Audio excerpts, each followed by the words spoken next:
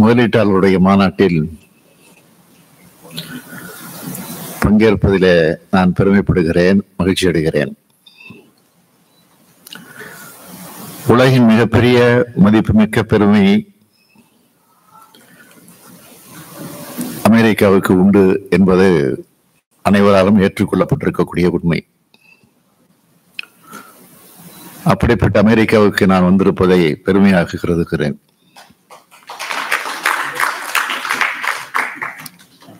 இந்தியாவில் உள்ள தமிழ்நாடு என்ற மாநிலத்தின்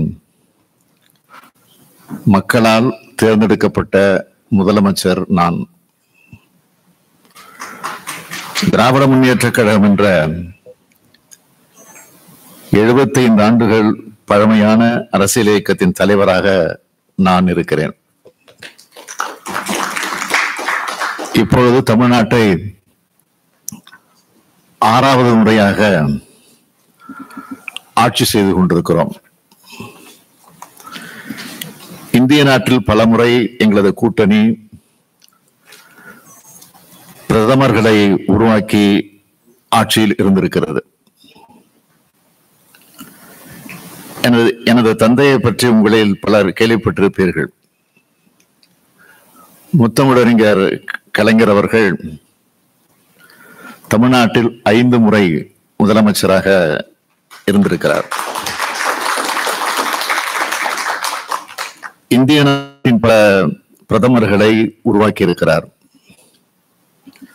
அப்படிப்பட்ட புகழுக்கு சொந்தக்காரர் அவர். 1971ஆம் ஆண்டு முதலமைச்சராக இருந்தபோது தலைவர் கலைஞர் 71ஆம் ஆண்டு முதலமைச்சராக இருந்தபோது அமெரிக்காவுக்கு வருகை தந்தார். இப்பொழுது நான் வருகை தந்திருக்கிறேன். புகழ்பெற்ற அமெரிக்க நிறுவனங்கள் பல இந்தியாவில், குறிப்பாக தமிழ்நாட்டில் தொழில் நிறுவனங்களை நடத்தி வருகின்றன. சென்னை பற்றி நீங்கள் அனைவரும் நன்றாக அறிந்திருப்பீர்கள். இந்தியாவிலே 2வது பெரிய பொருளாதாரமாக தமிழ்நாடு இன்றைக்கு விளங்கி கொண்டிருக்கிறது. 48 விழுக்காடு நகரமயம் ஆக்கப்பட்டுள்ளது. இந்தியாவில் உள்ள பெரிய மாநிலங்களில் அதிக அளவில் நகரமயமாக்கப்பட்டுள்ள மாநிலம் தமிழ்நாடு தான். நிலையான வளர்ச்சி இலக்குகளை செயல்படுத்துவதில் முதல் மாநிலமாகவும் தமிழ்நாடு விளங்குகிறது. சீரான மற்றும் பரவலான வளர்ச்சியை உறுதிப்படுத்தும் வகையில் பல்வேறு வளர்ச்சி மையங்கள் மாநிலம் முழுவதும் ஏற்படுத்தப்பட்டிருக்கிறது. மனித வளங்கள் மற்றும் திறன்களை முன்வைத்து வளர்ச்சியை மேற்கொண்டு வரும் மாநிலமாகவும் தமிழ்நாடு திகழ்கிறது. இந்தியாவின் முன்னணி உயர்கல்வி நிறுவனங்களில் கிட்டத்தட்ட 20 விழுக்காடு தமிழ்நாட்டில் உள்ளது. இந்தியாவின் தேசிய சராசரியை விட 2 மடங்கு அதிகமாக உயர்கல்வியில் மாணவர்கள் சேரும் விகிதத்தை 48% கொண்ட மாநிலம் தமிழ்நாடு. இந்தியாவில் உள்ள தொழிற்சாலைகளில் பணிபுரியும் பெண்களில் சுமார் 45% பேர் தமிழ்நாட்டை சார்ந்தவர்கள் என்பது குறிப்பிடத்தக்கது. தெற்கு ஆசியாவிலேயே சுகாதார சுற்றுலாவில் முன்னணி மாநிலமாகவும் தமிழ்நாடு திகழ்ந்து கொண்டிருக்கிறது. இத்தகைய வளர்ச்சி மிகுந்த மாநிலமான தமிழ்நாட்டுக்கு தொழில் துவங்க வருமாறு உங்களை எல்லாம் அழைப்பதற்காகத்தான் நான் இங்கே வருகை தந்திருக்கிறேன். தமிழ்நாட்டுக்கும் அமெரிக்காவுக்கும் தொழில் ரீதியான உறவு எப்பொழுதுமே பலமாக இருந்து வந்துள்ளது. 300க்கும் மேற்பட்ட அமெரிக்க நிறுவனங்கள் தமிழ்நாட்டில் தங்கள் திட்டத்தினை நிறுவியுள்ளன. சேவைகள் சேவை மையங்கள், உலகளாவிய திறன் மையங்கள், உற்பத்தி, ஆராய்ச்சி மேம்பாடு உட்பட பல்வேறு துறைகளில் தமிழ்நாட்டில் மேற்கொண்டிருக்கிறார்கள். இதை தமிழ்நாட்டினுடைய தொழில் வளர்ச்சிக்கான ஒரு அங்கீகாரமாகவே நான் கருதுகிறேன்.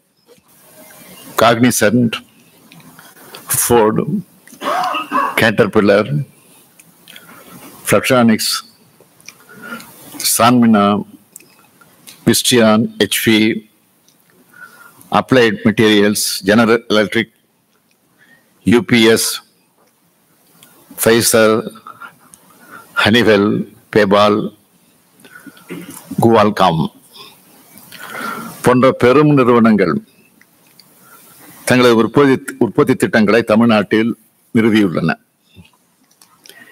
இந்த வரிசையில் இன்னும் பல நிறுவனங்கள் தமிழ்நாட்டுக்கு வர வேண்டும்.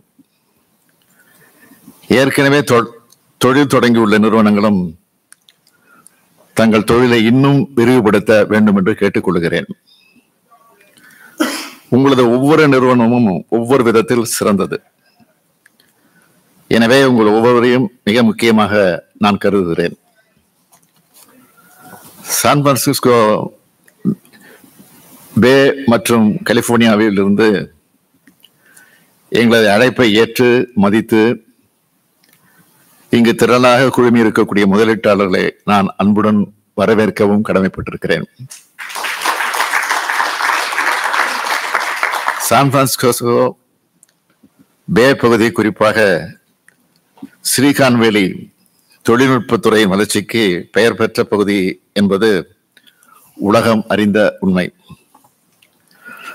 தமிழ்நாட்டின் முன்னேற்ற பயணத்தில் பதிலளிக்கக்கூடிய துறைகளை பற்றி விவாதிக்க அமெரிக்காவில் உள்ள பெருந்திட்டங்களின் தலைவர்களை ஒரு பொது மேடைகளை கொண்டு வருவதே இந்த மாநாட்டினுடைய முக்கிய குறிக்கோள்.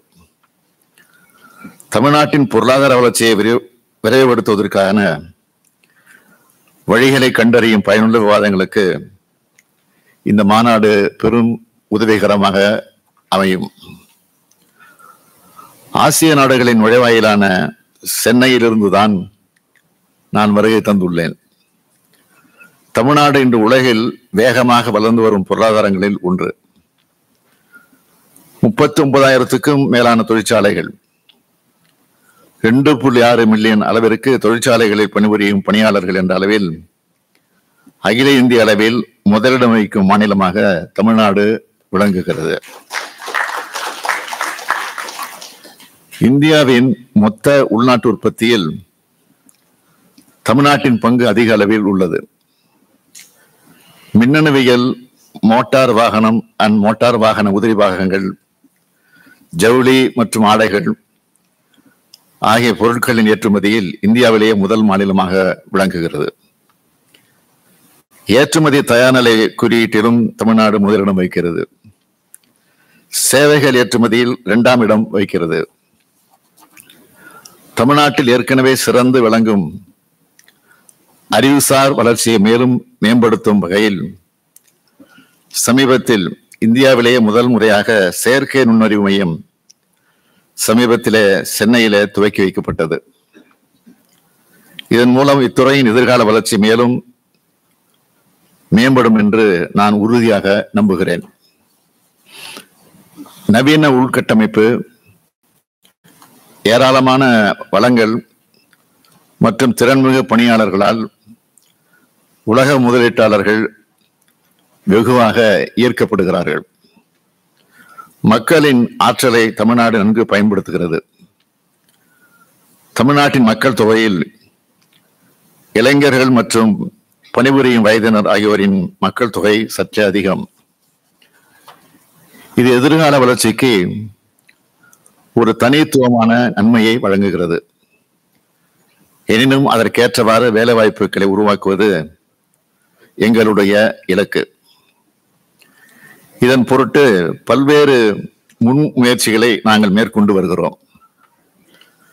2030ஆம் ஆண்டுக்குள் தமிழ்நாட்டை $1 டிரில்லியன் அமெரிக்க பொருளாதாரமாக மாற்ற வேண்டும் என்பது எங்களுடைய லட்சிய இலக்கு.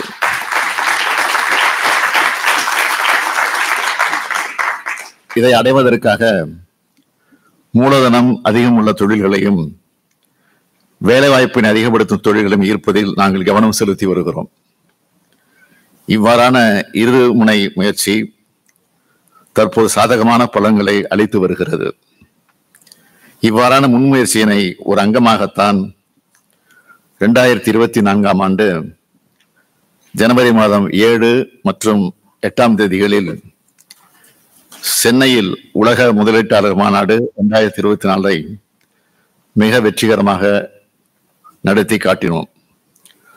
35க்கும் மேற்பட்ட வெளிநாடுகளில் இருந்து முதலீட்டாளர்கள், பன்னாட்டு பிரதிநிதிகள் மற்றும் புகழ்மிக்க தொழில் நிறுவனங்கள் இந்த நிகழ்ச்சியில பங்கேற்றார்கள். அமெரிக்க பிரதிநிதித்துவமும் இந்த மாநாட்டில் குறிப்பிடத்தக்க வகையில் அமைந்தது. அந்த மாநாடு மூலமாக நாங்கள் மேற்கொண்ட புரிந்துணர்வு ஒப்பந்தங்களின் எண்ணிக்கை எவ்வளவு தெரியுமா? 631.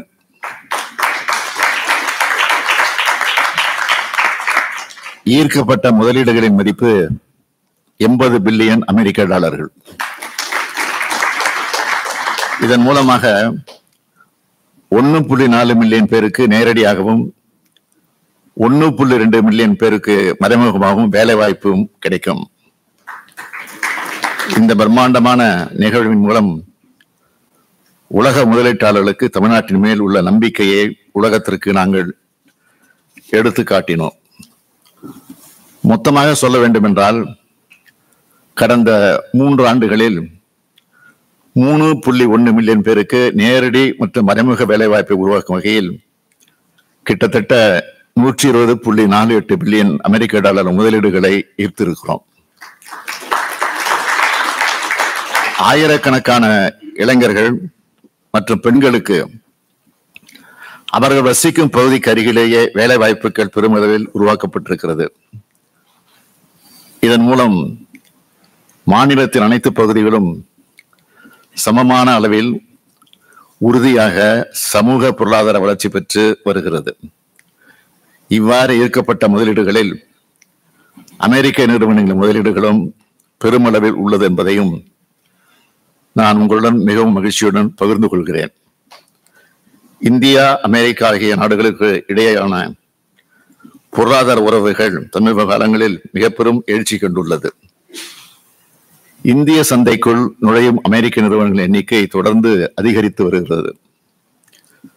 தெற்காசியாவிலேயே முதலீடுகளை ஈர்த்திட உகந்த மாநிலமாக விளங்கும் தமிழ்நாட்டில் எண்ணற்ற அமெரிக்க நிறுவனங்கள் தங்கள் திட்டங்களை இங்கு நிறுவியுள்ளார்கள். இன்னும் பல நிறுவனங்களும் பேச்சுவார்த்தைகள் மேற்கொள்ளப்பட்டு வருகிறது. இதற்கு தேவையான பல்வேறு தொழில் கொள்கைகளையும் சிறப்பு ஊக்குவிப்பு திட்டங்களையும் நாங்கள் வெளியிட்டிருக்கிறோம்.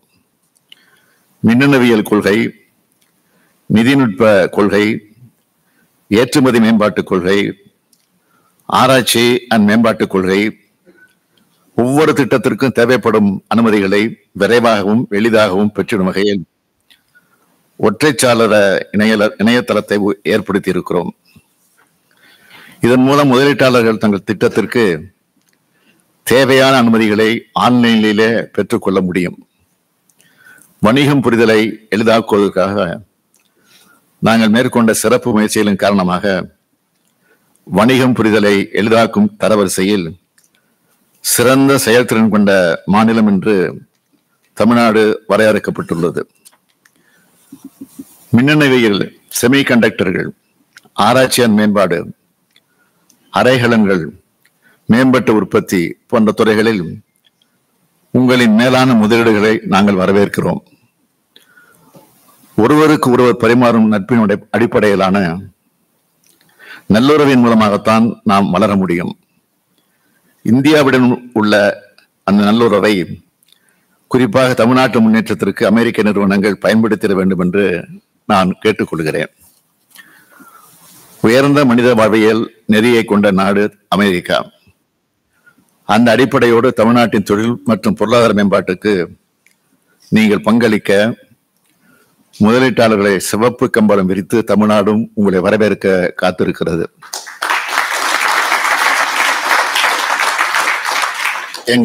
எங்களின் அரசு பயணம் பெரும் வெற்றி பெற உறுதுணையாக நின்ற சான் பிரான்சிஸ்கோ துணை தூதர் டாக்டர் ஸ்ரீஹர் ரெட்டி அவர்களுக்கும் அவரது குழுவினை சார்ந்த அனைத்து தூதரக அதிகாரிகளுக்கும் இதெல்லாம் ஒருங்கிணைத்த திரு கௌரவ் வர்மா அவர்களுக்கும், லேலா கண்ணப்பன் அவர்களுக்கும், என் ரங்கசாமி அவர்களுக்கும் என்னுடைய நெஞ்சார்ந்த நன்றியை தெரிவித்துக் கொள்ள விரும்புகிறேன். இம்மாநாடு சிறப்புற நடைபெறுவதற்கு பெருமளவில் வருகை புரிந்துள்ள தொழிலதிபர்களுக்கும் பல்வேறு நிறுவனங்களின் தலைமை அதிகாரிகளுக்கும் எனது மனமார்ந்த நன்றியை தெரிவித்துக் கொண்டு, உங்களை எல்லாம் இந்த மாலை நேரத்தில் மகிழ்ச்சியோடு காண்பதற்கு ஒரு நல் வாய்ப்பை ஏற்படுத்தி தந்திருக்கக்கூடிய அனைவருக்கும் என்னுடைய இதயபூர்வமான நன்றியை தெரிவித்து என் உரையை நிறைவு செய்கிறேன். நன்றி, வணக்கம்.